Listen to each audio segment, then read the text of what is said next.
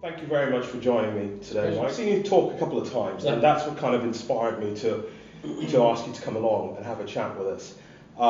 And it struck me that you're very passionate about local giving, and local charities. Obviously, doing the Secret Millionaire, highlighted that. Absolutely.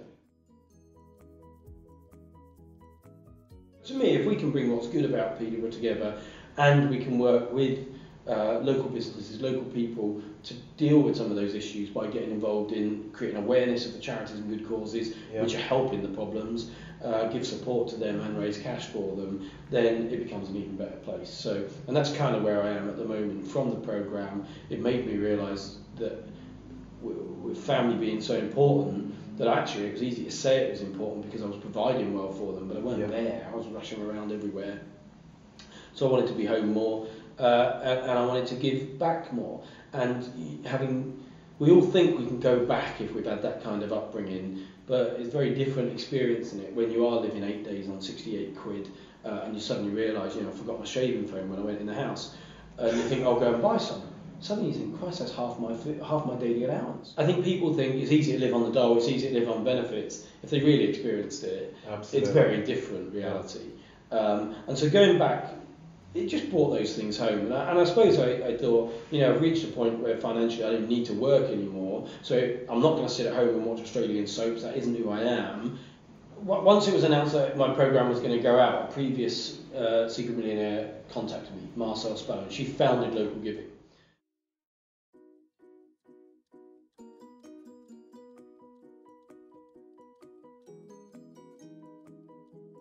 The awareness that more and more people are having, that the big charities are taking all the money, doing a great job, but often it's because they're easy, because they're well marketed, the small charities lose out. Right. Marcel applied her skills and set up Local Giving, and the website functionality is such that literally you can put in your postcode, you can find out which charities are close to you, you can select by type of charity, and those charities can set up their own webpage within Local Giving. It enables them to collect money, to sort of gift aid, and to communicate what support they need, either in people terms or money, and how that can be used and how that would make a difference to them.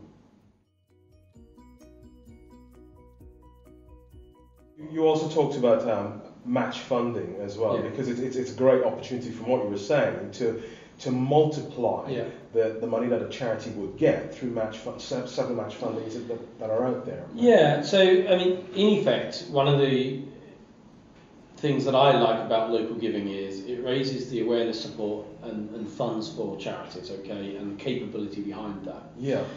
And so it would have been easy after doing Secret Millionaire to realise that, I help 3 charities, but I only help 3 charities and there's 560 in Peterborough. How do we help others? Well, showing them and helping them raise money, and then rewarding them by saying, do you know what, whatever you raise, we'll double it up to 2,500 with this match fund. So there was a match fund in December, there's a match fund in March nationally, where any money that's raised by charities on Local Giving will be matched up to 2.5, and then the Peterborough one, because I really am passionate about Peterborough, I wanted to stay within 20 miles of Peterborough, any charities, and saying, do you know what, in the Peterborough match fund, we're going to try and raise £100,000 to match what the charities make themselves during our match fund period. So it's more of a reward for what they raise themselves. How do you feel that ordinary people can help Local Giving to be more effective within Peterborough? Yeah, well, firstly, it should be important to everybody.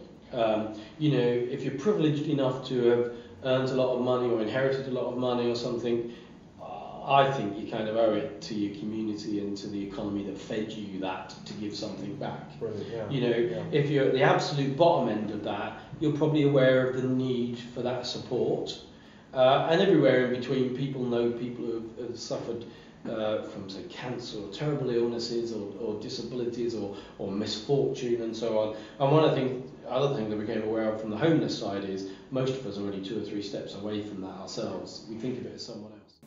Well, it now falls on me to say thank you very much to Mike Greene for sharing with us his work with Local Giving and his passion for this great community project. I'm Reg Miller with Propertyrush. Until the next time, take care.